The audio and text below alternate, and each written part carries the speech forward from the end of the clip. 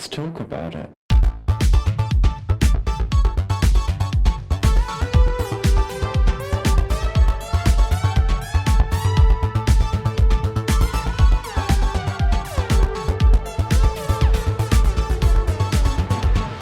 Hello and welcome back to Thicc Radio, the podcast where we talk about gaining, feedism, and everything in their orbit. I'm James. And I'm Tim, so let's get into it. Today we're welcoming to the show, we are welcoming another Tim, and for the sake of making it less confusing, we're going to refer to him as BellyTim. So welcome to the show. Hi, thank you for having me. Thank you for being here. BellyTim, how are you today? I'm good, thank you. Good. Well, listen, I think today is going to be a bit of a special episode because what we're going to be talking about today is cancer and that intersection with the gaining experience. And, we haven't necessarily had a lot of opportunity on the podcast to dig a little deeper into some of these more impactful medical situations that people can find themselves in. And we're very grateful that you've set aside some time today to chat to us. So, BellyTim, are you ready to get into it? Yes, sir. Wonderful. So, as we said, today we're going to be talking about the experience of navigating cancer whilst also being a gainer. So, before we really get into the cancer side of things, I want to ask you just to give us a little bit of a rundown about your gaining journey up till now. What has that journey been like for you? Well, I started gaining at 14 in high school still. I was very skinny and I got picked on for being skinny. My last name is named Kinney, so of course they called me Skinny Kinney, and I had braces, so I got picked on for having those, and it was just I got to the point where I didn't realize why I was skinny until maybe 20, when I actually did some research to find out that I have what's called the hypermetabolism. It's supposed to go away when you turn 30, but mine did not. It's a disorder of the thyroid. So instead of gaining weight, I constantly lose weight, and it's kind of a curse when you're trying to be a gainer and you're constantly losing weight, and people see you eat and eat and eat and nothing's happening. It's like, it must be going to your feet. So I don't know. And my gaining been a long one, and I'm still not to where I would like to be. And it's taken 45 years to get to where I'm at now. And it's just because my body fights against me in my gaining process. And I think if I did have a boyfriend for 40 years, but he passed away. And he was primarily my rock and had me gaining the way that I wanted to. But when he passed away, then I kind of I've been searching for a feeder, and it's weird because on Grommr and Growler and Chaseable and Bigger City and all the other gaining sites I'm on, I don't know if guys think I'm intimidating or what, but it's hard to find a feeder, so. Thank you for, again, this episode being what it is. Your willingness to be vulnerable here on the podcast is really appreciated. And, immediately there are several things I pick up on. When you mention this hypermetabolism, I think there are many of us who struggle to gain weight in gaining who have a lot of fear around our metabolism and our genetics and our own accessibility to this thing that brings us so much joy. And I'll admit, I've certainly had some nights where I've stared at the ceiling, just caught up in this fear of what if I can never truly get to a size that I want to because this meat suit is fucking with me, right? And it's been a lot to work on. But I want to point out here for listeners, when we do the social media at the end and you get to see our guest BellyTim for yourselves, he is a delightfully thick man. And for all those challenges that have been set before you, you look incredible. And that cannot be understated. So I think there really is something to be said about gaining has to be reframed as a journey and not a destination. It's a journey that we continue to walk, and regardless of those challenges, like I say, you've met them and you look as wonderful as you do, and I can only applaud you for that, because that's the kind of commitment that makes me feel like no matter what comes my way, I know that there is a big, bright future, and you and your journey is that. I mean, everybody gains differently. I look at it as sure, I feel like I haven't gained a thing. I mean, I have that bit of body dysmorphia happening, whereas people say, oh my gosh, you're big, and I don't see the bigness that they're seeing. I'm seeing that skinny boy that I was in high school. And, I look down at my arms and say, oh wow, I haven't gained a thing. But then the measurements for when I wear a shirt is like, well, this doesn't feel right. It's tighter than normal, or like, for instance, just this past Christmas, my mom bought me all, I asked for sweaters and stuff, and every sweater that she bought me was too small.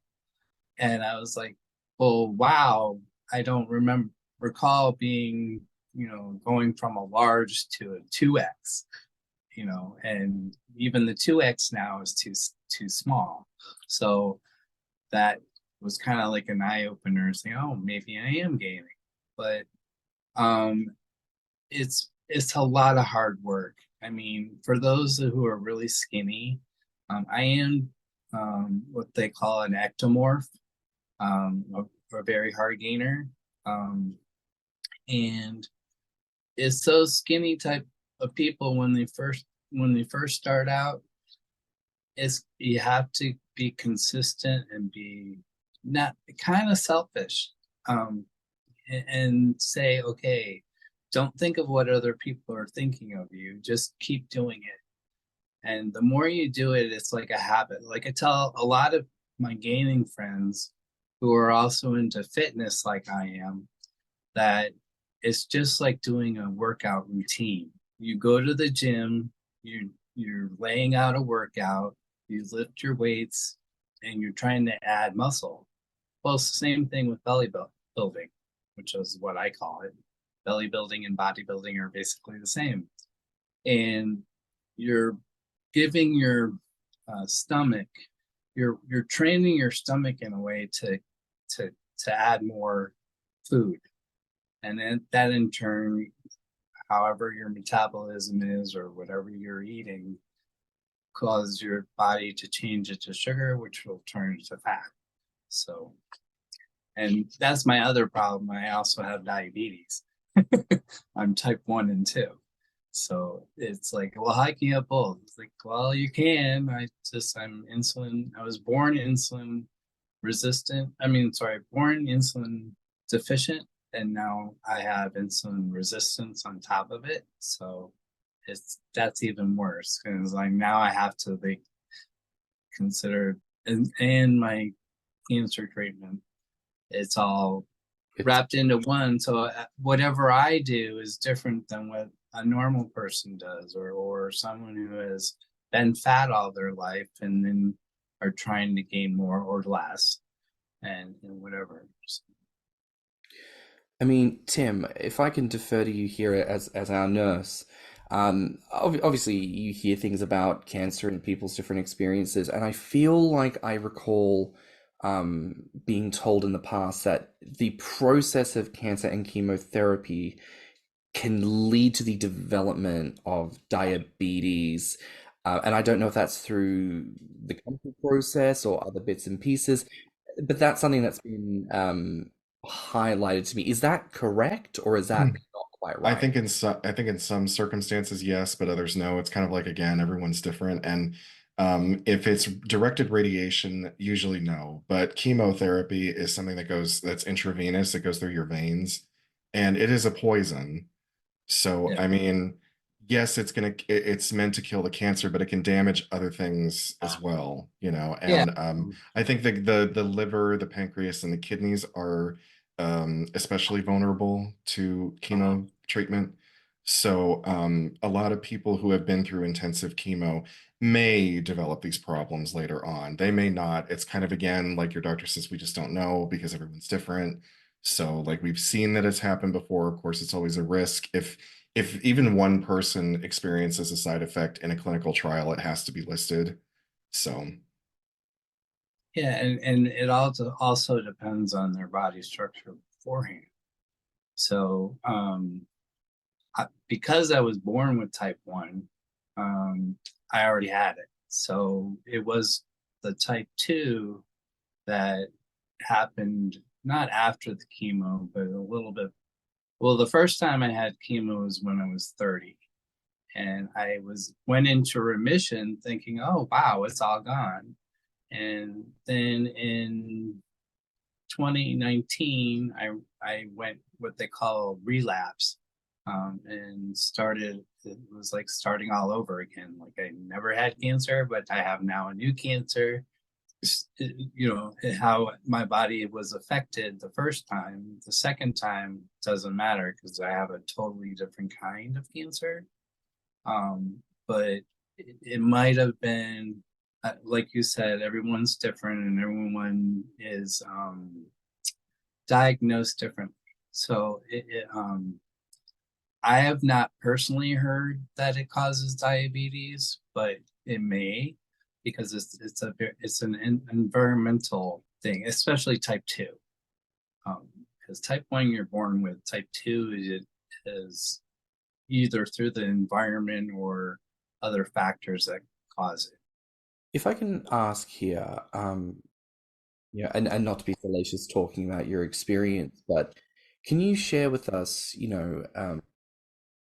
how you came to be diagnosed with cancer, if you're happy to share that story? Okay, so the first time I was diagnosed, I went to a totally different reason, but I was having some genealogy done.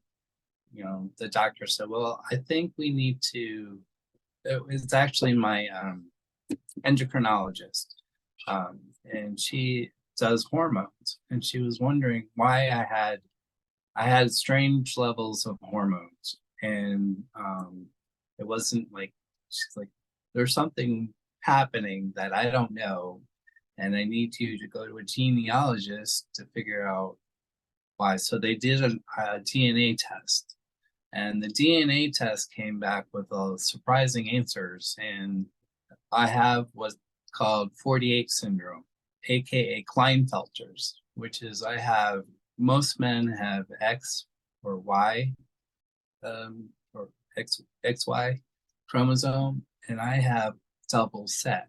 So I have XXYY and then a plus, whatever that means, chromosomes.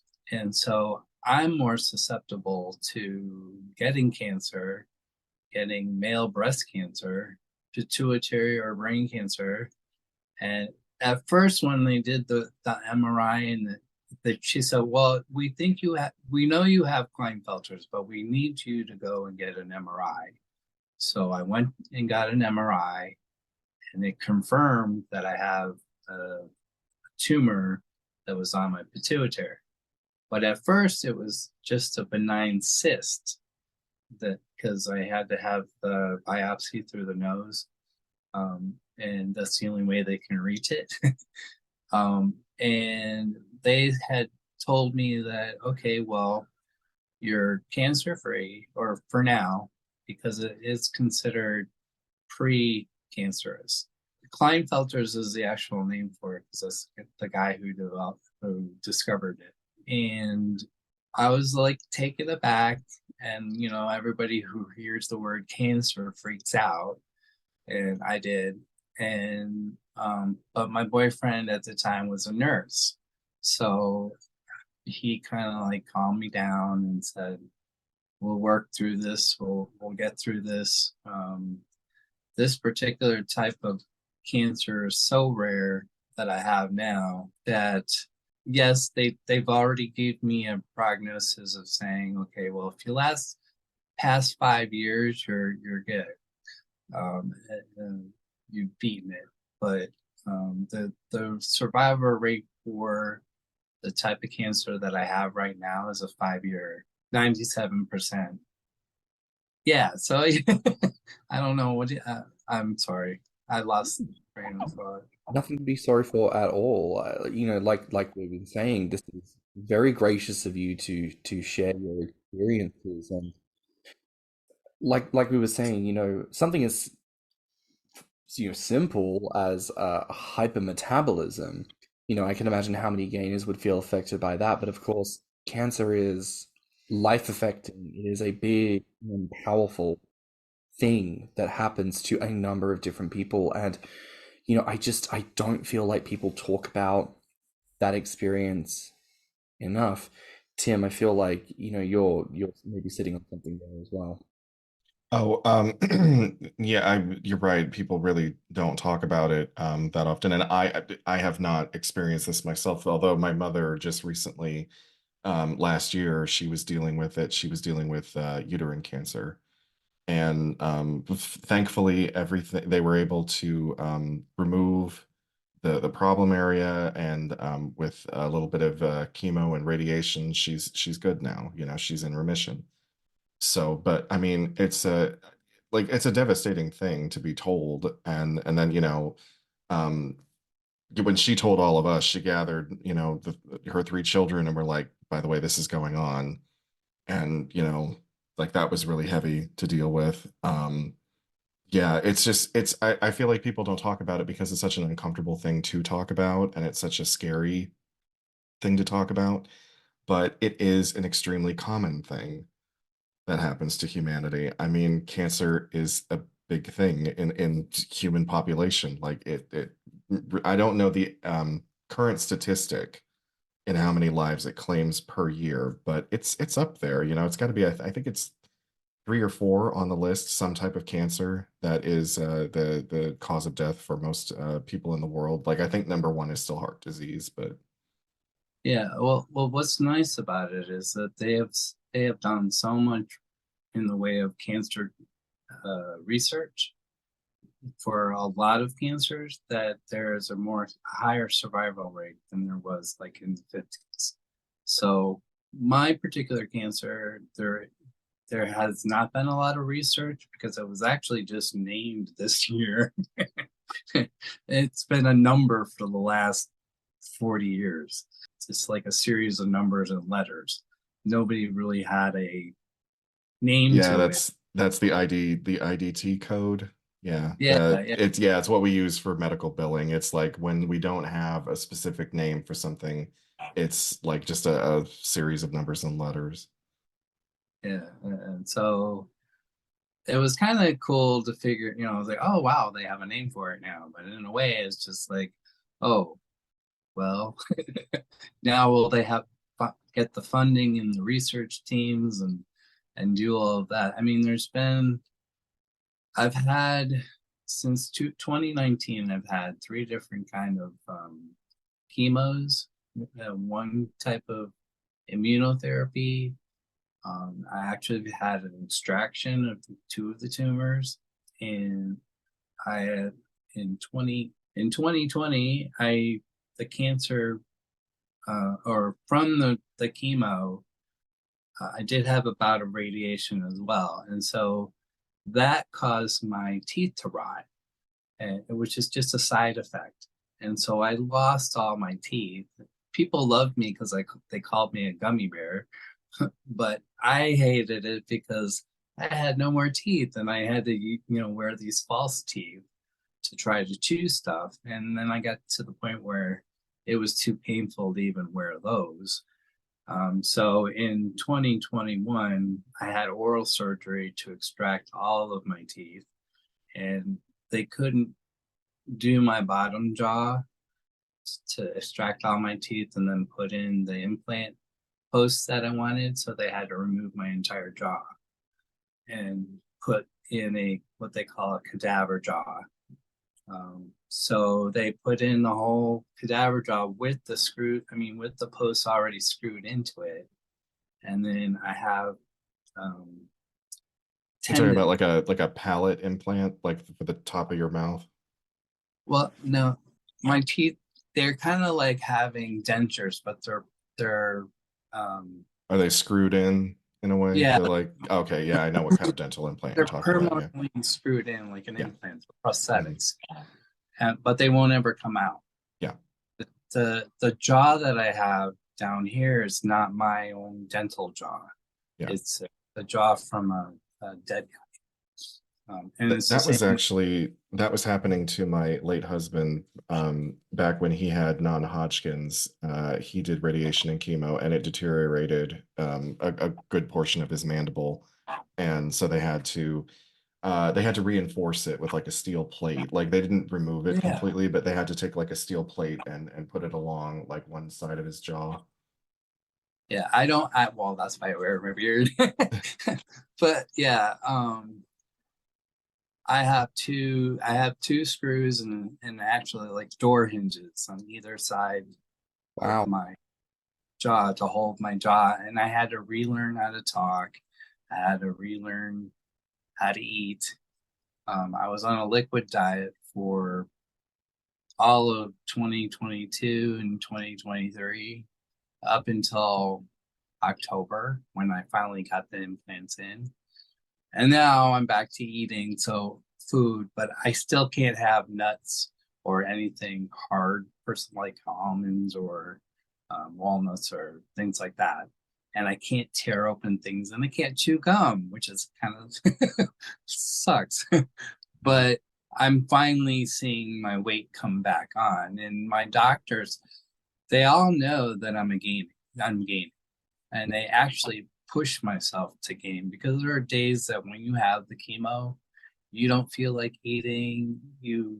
They give you a protein shake that is disgusting tasting, but it has the nutrients that you need. And my problem is, because I'm also on blood thinner, because I have what's called hypocoagulation syndrome. I can't have things that are high in green leafy vegetables, so I have to watch my diet.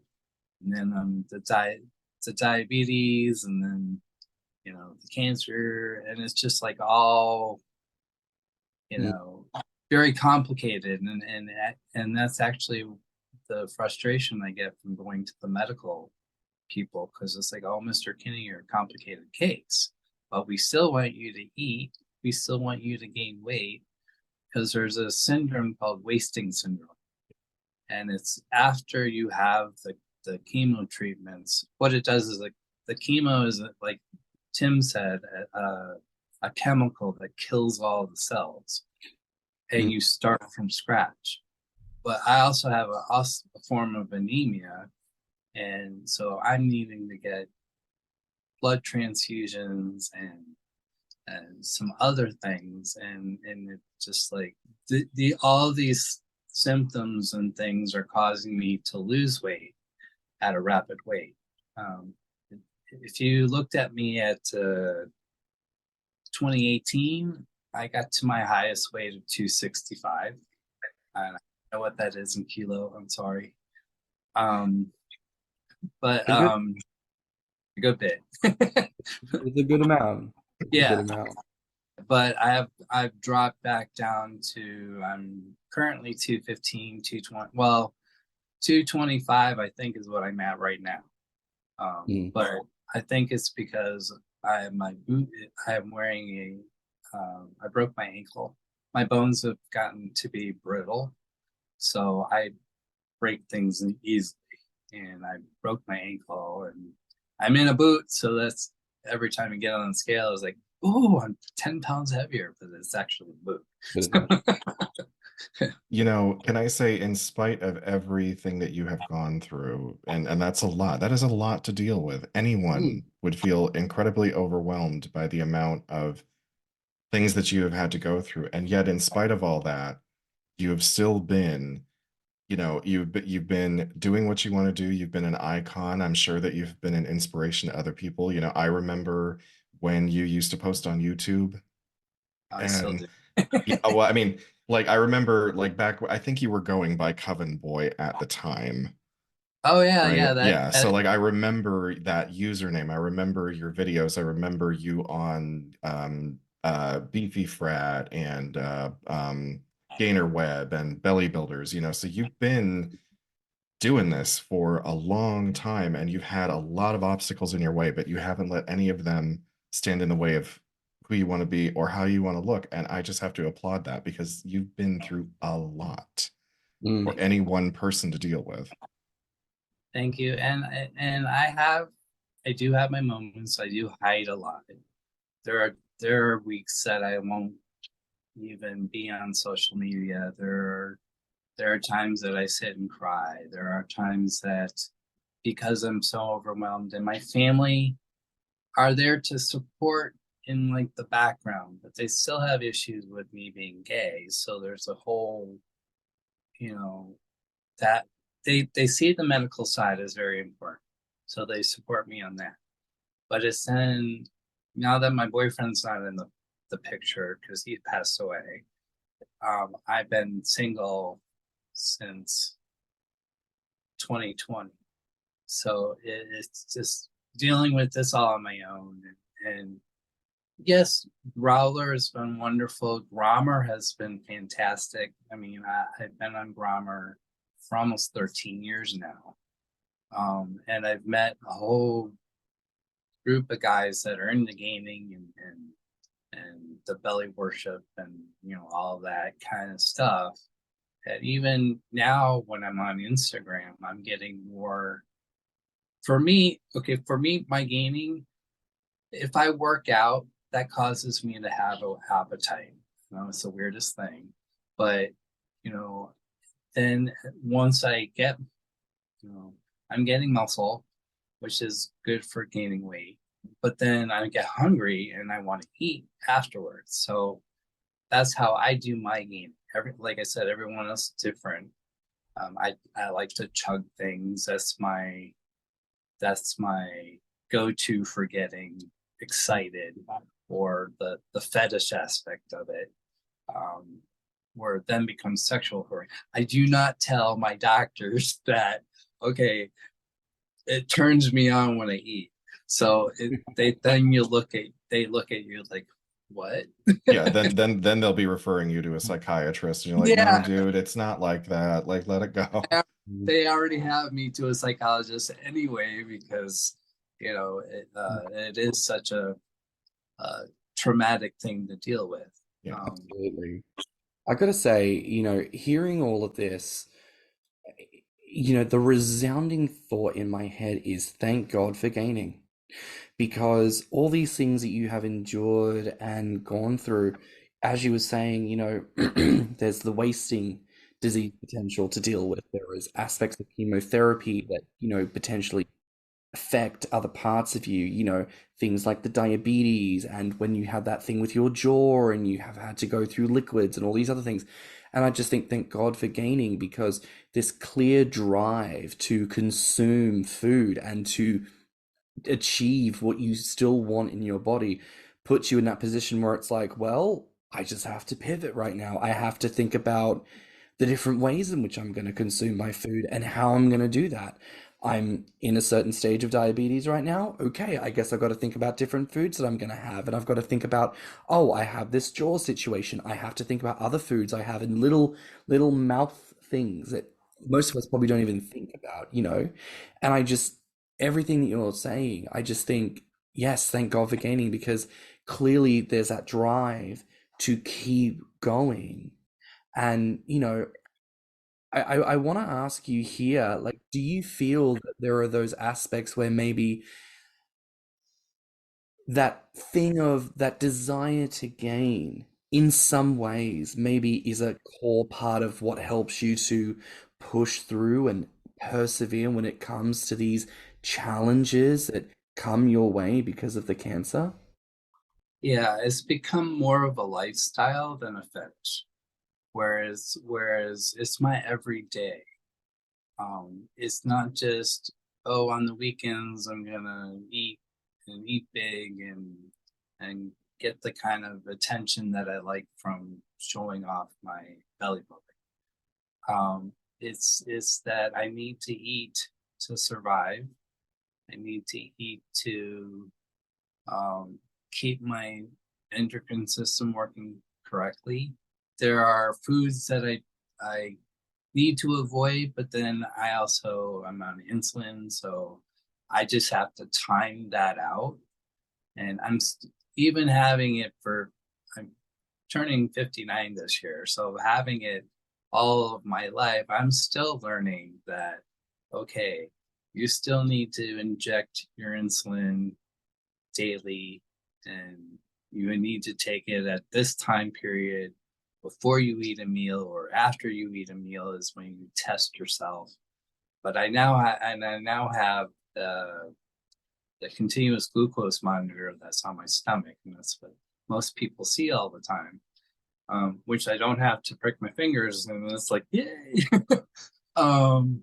But yeah, that also holds me accountable.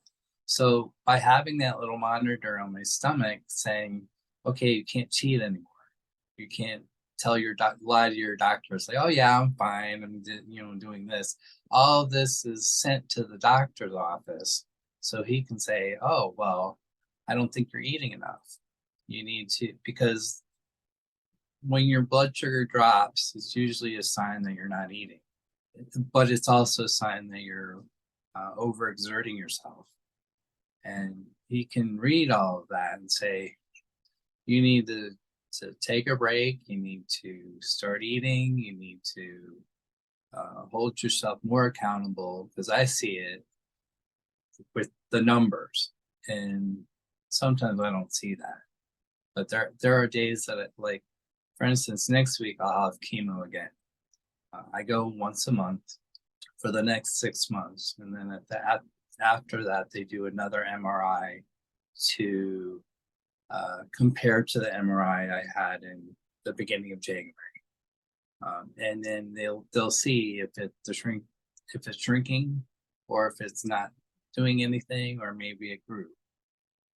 And if that's the case, then the next step is surgery or another kind of chemo. There are so many different kind of chemicals out there. I'm allergic to several, so and the only way that we've done that is through trial and error, because the doctors don't know as much as we. I try to know as much as I can about it, so maybe they don't know about an alternative, and I can give them maybe a possible alternative. Usually it's not the case, but it helps my self-being. And I always have a hard time lately with my memory. I get a sort of dementia. It's called sundowning. It's when people who have Alzheimer's, when they get or older in age, like 95, 100, their mind starts to go to a point where it just doesn't function correctly. I mean, I won't be able to think for myself, like that kind of thing. I kind of get into a dementia where it's best that when I know it's coming on, I go to sleep, or I get off the computer, or turn off the phone, that kind of thing.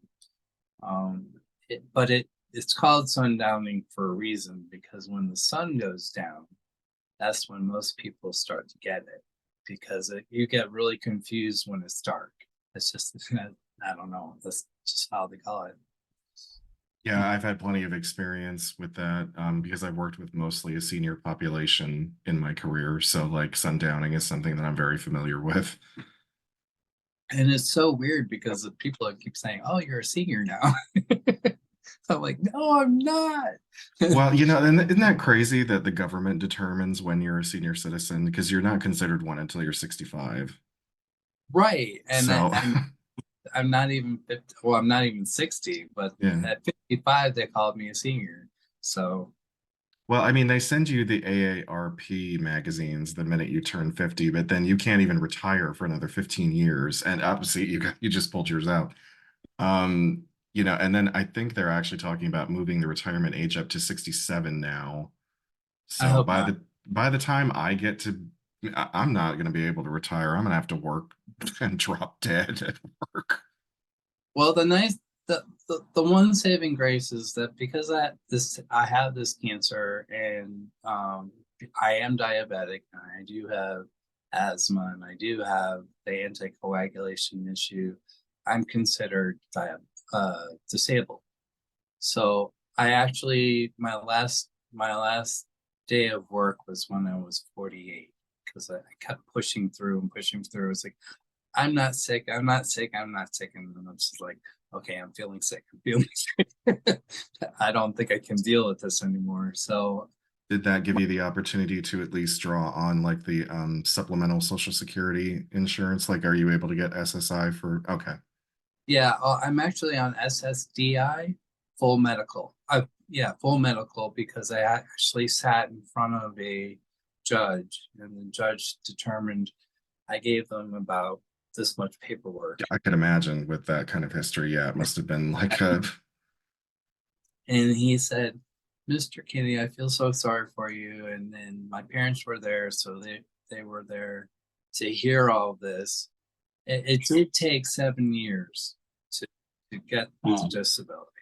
So it wasn't like, you know, your doctor said, okay, he won't be able to work, which he did only after I had my bout in 2019. And that was already 7 years into it. So they said, you know, well, your doctor's saying you can't climb stairs anymore. You can't drive long distance. You can't go to your job because my job was over an hour away. So I couldn't drive back and forth. And he said, and the type of job that I had was hard labor. So he said there was no possible way that I could return to the workplace that I had. And so the judge determined, based on all this evidence and based on all this paperwork, and then I've been keeping a good record because that's what they tell you to do. Here, you can't just, oh, I'm disabled, give it to me. They really thoroughly look over why you're disabled and want you to go through the hardship of being disabled and going through the paperwork because they want to determine that you're true. Because there's so many people that try to cheat the system. It hurts those who really are. Ultimately, your ability to access care is stipend by there being availability to provide access to such healthcare. I want to pivot a little bit to talk about your engagements with the community, because I know you'd mentioned before that, especially since your partner passed, that being able to engage with Grommr and different applications, people around the world who, you know, support gaming, Vedism, people who've become friends with. I want to ask, how has those relationships shifted since processing cancer and all of these life changes you've had to experience? Well, it's still humbling and flattering, especially like when Tim mentioned that they saw my videos that I posted on YouTube like 10 years ago, and I get new gainers, and people come up to me and say, hey, I remember you, you're covenboy on YouTube, and you've inspired me to start gaming, or you've shown me a different way to game, or I did my first go mad after watching you do yours, or the banana and Sprite bloat thing. And I'm like, oh my God, really? I don't ever see myself as being an influencer that way. Because I always see guys on Growler, Grommr, you know, and it's like, wow, you're my idol. I want to I want to look like you know, that kind of thing. And to have people then come to me and say, wow, I want to grow like you. It's just flattering. That's the quirky thing about being someone who is influential, isn't it? Because like it's not something that you set out to do. It's sort of something that is thrust upon you. Like I can imagine that a lot of the people within the gainer community who are really, really popular and really well known, that most of them didn't ask for that. That they probably thought, oh, I'm going to post some pictures and I'll get some attention and I can flirt and all this other stuff. But I don't think any of them assumed right away that they were going to be like, yeah, I'm going to post this picture and I'm just going to be hot shit and everyone's going to want me. Like it Yeah. is the members of the community that determine who they want to look up to, right? That's not something that the individual gainer chooses for themselves. And I try to be true to myself. I try to be nice. I don't want to be arrogant or like you said, snobby and say, "Oh, I'm hot shit. I'm gonna be, you know, you like me or not." So I've always been trying to be kind to people. I want to have that same respect back. I don't think it's what I would want is the same sorry, is the same respect back as that I try to give other people. And I know there are a lot of types that come up to me and say, well, I'm not your type, but I really respect your gaming and this and that and the other thing. And I said, well, I don't like it when people already say I'm not your type, because it's showing like, well, but maybe you are, and you're just not giving yourself, your own respect. They're not respecting themselves to the point where they're proud of their bodies, and yeah, I get a lot of guys that were really thin, which I wouldn't find attractive now. I mean, I do like bigger guys, but I was thin before, so I know what it's like. And I can say, well, listen, if you keep at it, and consistency is a thing, and coming up, you have to be like your own. I tell people all the time, you have to be like your own mad scientist. And if that was a fantasy of mine, but it's just like, be your own Dr. Jekyll and Mr. Hyde. Just start experimenting. Find foods that you like to eat. It doesn't matter if it's high caloric or sugary or whatever. If you're finding something and it's helping you gain, then keep using that particular food. Even if it's the same thing over and over and you're bored of it, then find something new and do that. And then, like, I used to keep a food journal, and I kept all the foods that I liked and recipes that I like. I mean, I can't cook for crap, but I have a recipe book, and it helps me. But like I said, everybody changes throughout their years. There are foods that I ate when I was in my teens that I cannot stand now, and there are things that I haven't tried yet, but I'm afraid to, because it's like I hear from other people, oh, that tastes horrible. You don't want to try that. If I can jump in for a second, I wanted to circle back around to something that you said that I really, really loved, is where you said, I don't like it when someone assumes that they are not my type. Because I have done this too. I have thought that certain members of the community, I'm like, there is no friggin' way in hell that this person is going to have any interest in me. And that's my own insecurity coming to the forefront. That's my own hang up. And I'm like, but I feel like there are so many of us that do this and we just don't talk about it. We just assume that someone that we may be admiring a great deal or potentially even lusting over is going to have zero interest in us. So we don't even bother approaching. Or if we do, we come at it with this very sort of self-deprecating, like, I know I'm a miserable troll, but I think you're really hot. And, Yeah, we really need to quit doing like that. get shut down before you're just like, oh, well, if I do this, he's going to shoot me down and it's going to be a stab in my heart. And why would you put yourself out there? And I'm not, don't get me wrong, I'm just as insecure when I meet other bodybuilders, because I kind of like the muscular guys, and I'm like, well, they're going to shoot me down because I'm fat. and they're going to shoot me down because I'm older and maybe dealing with medical issues. And that all comes into play in the back of my head. But if I don't take that risk, then I'll never know. And if I do find out that they're possibly a jerk, then I'll feel good about myself. It's like, well, I tried, and it maybe I'm just not his type, so I move on. So and you won't ever know until you actually do it. So I have kudos for those that are brave enough to like, okay, I'm going to get over my little insecurity, fear, and ask. And that's all you can do. To begin to round things out here, I want to put it to you.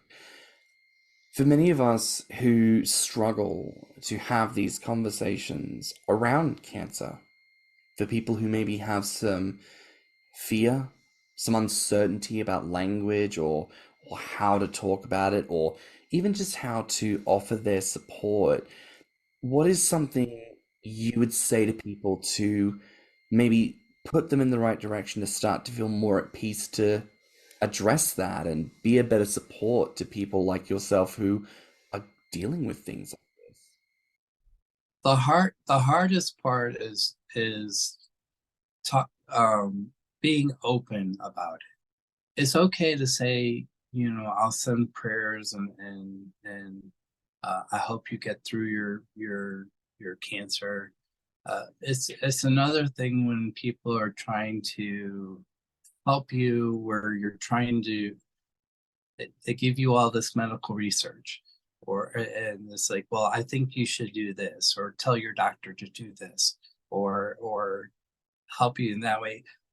But it's just, they think they're helping you, but in a way they're kind of like telling you that your doctor is doing it wrong, and it is like not that way. Maybe my doctor doesn't know this stuff, and I might be able to talk to him about it.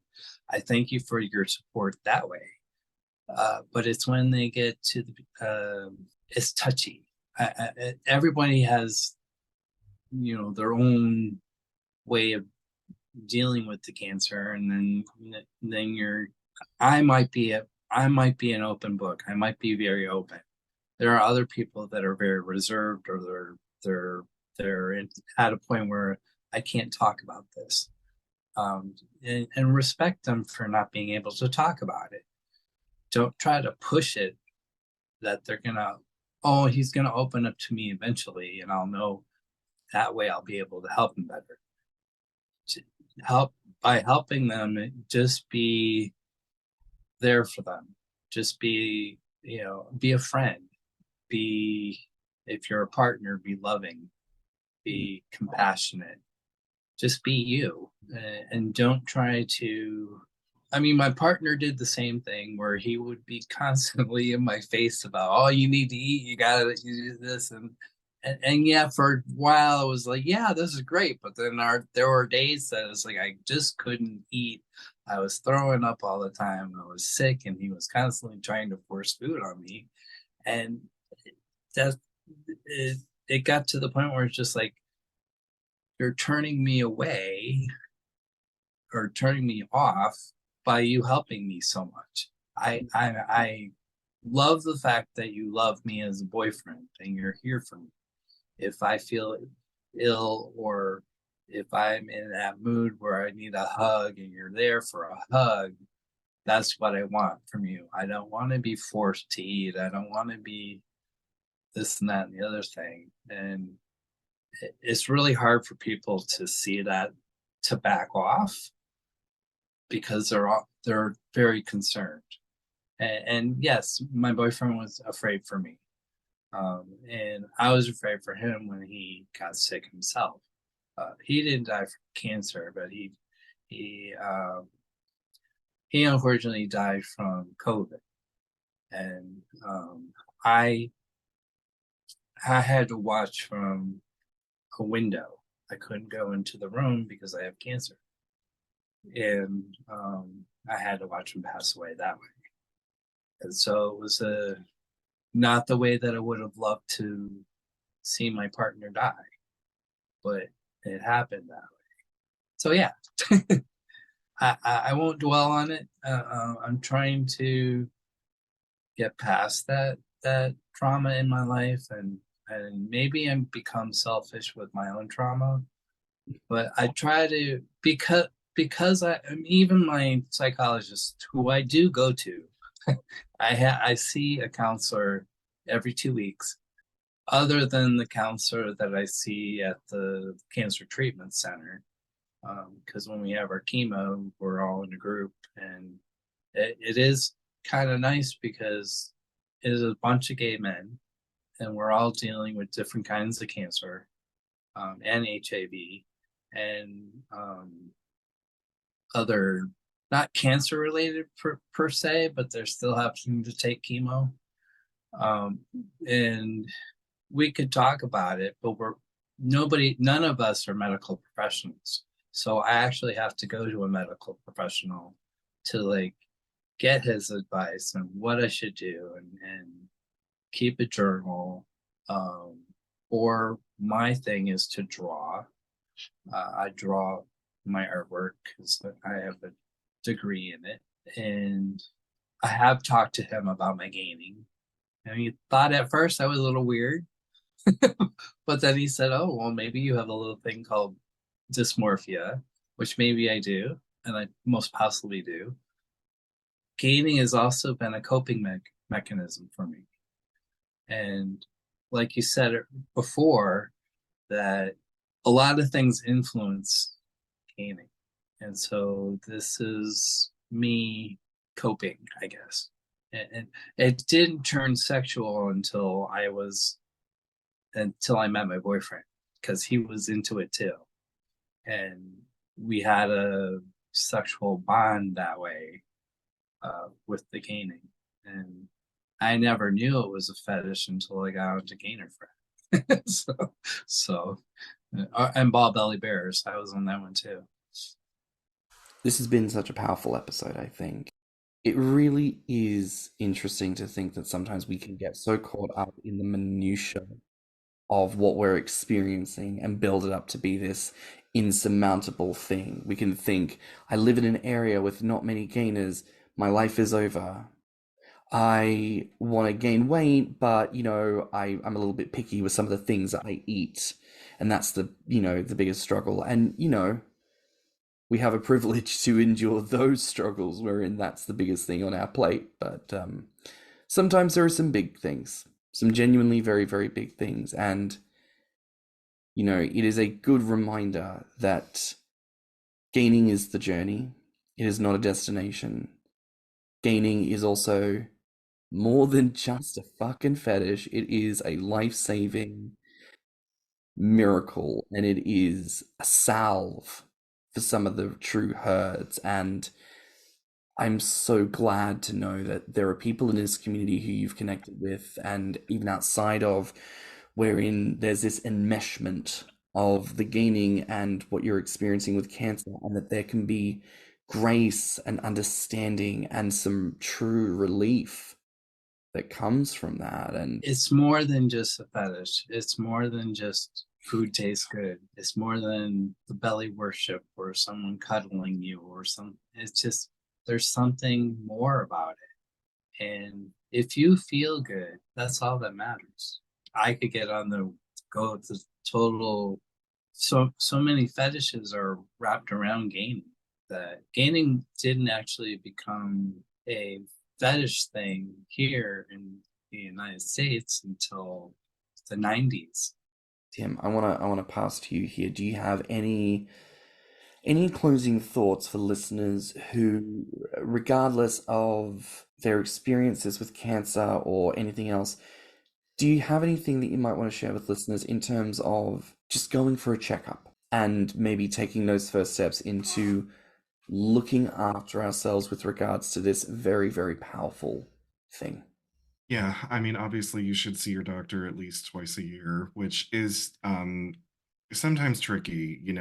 Here in the United States, insurance companies are not good. Most of them will include at least 2 checkups a year, but some of them don't. And there are plenty of people who just can't afford to have medical insurance because it's extremely expensive.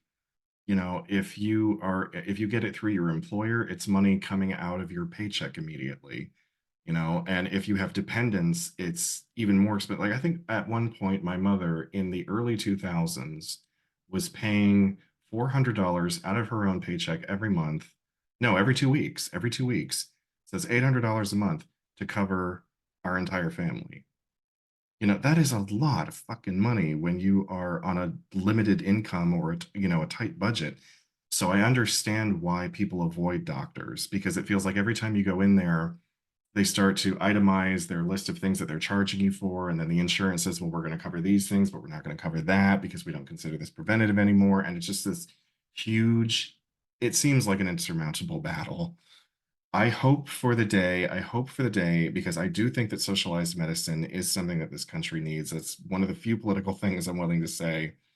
But yeah, I want that to change. We need a drastic restructuring of how healthcare works in the United States, because right now it's just don't get sick. That's pretty much the American motto. Don't get sick. Because if you do, we're going to charge you $60,000. So, for people who don't know the first steps to getting checked, you would say, where you can, speak to your doctor Yeah. and just get tested. Yeah. And obviously, for those of us who live in countries that do have a socialized healthcare, we can go and do that, and we can go and do that relatively easily. So this is, I think, a good reminder for people to get checked, to look at these things, and to protect ourselves. And I think if we can glean anything from tonight, it is to look after one another and to maintain community and respect and dignity above all else within that as well. There are also age-related screenings. Yeah. So had I known that I have HPV virus when I was a kid, because HPV also is a pre-cancer syndrome to what I have now. Had I had known that when I was a kid or in my teenage years, I would have been tested and vaccinated for it. And that's just a little prick of the finger. They put it on a slide. It reads it within 5 seconds. You know if you have it or not. Everybody carries HPV apparently, but yeah, it's become that prevalent. And some are not. And if you're reactive, they already have you take the vaccine and you have the antibody and you already. So yeah.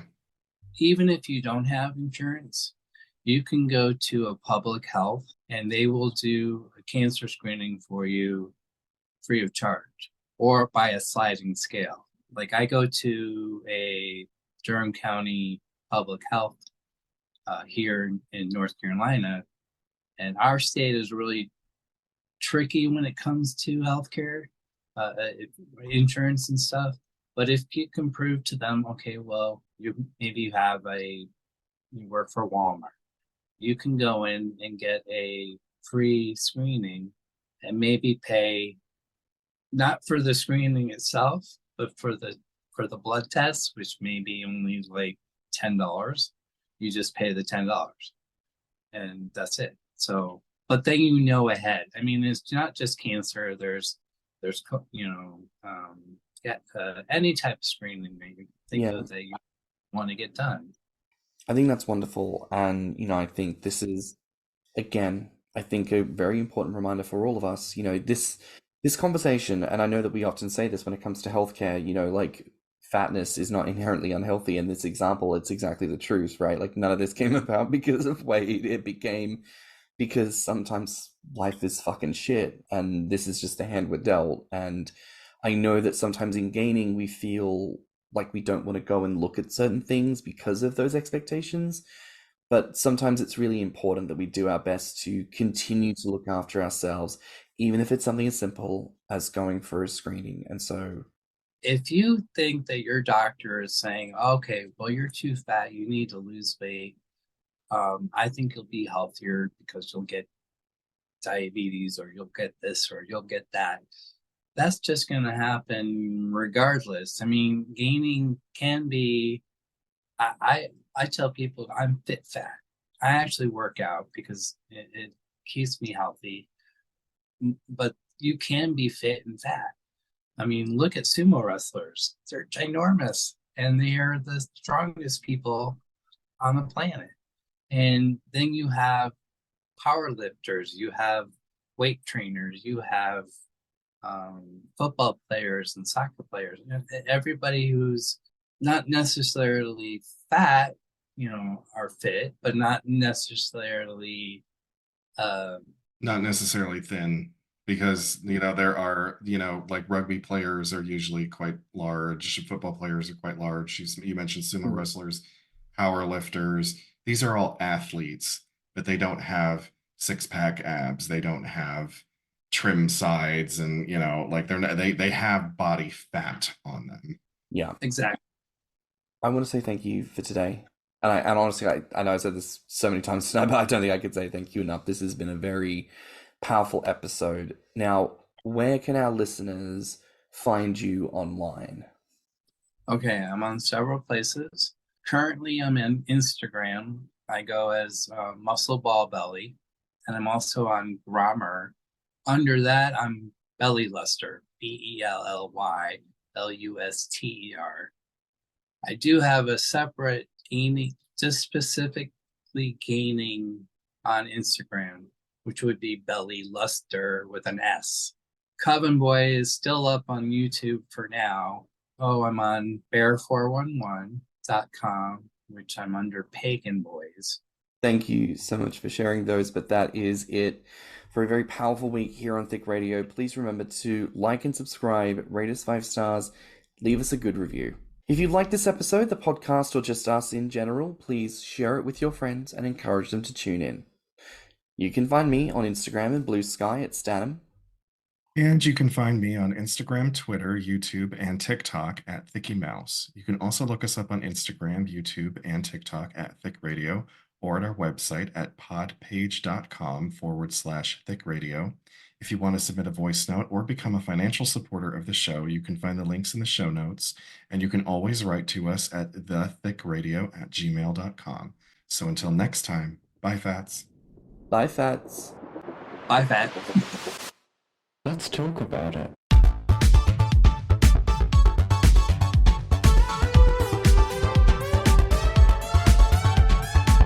Thicc Radio is a Patreon and Enter app podcast produced by Stannnum and Thiccy Mouse. Mixed and mastered by stannnum. Our artwork is provided by Logitu. Our theme song is provided by Spotify.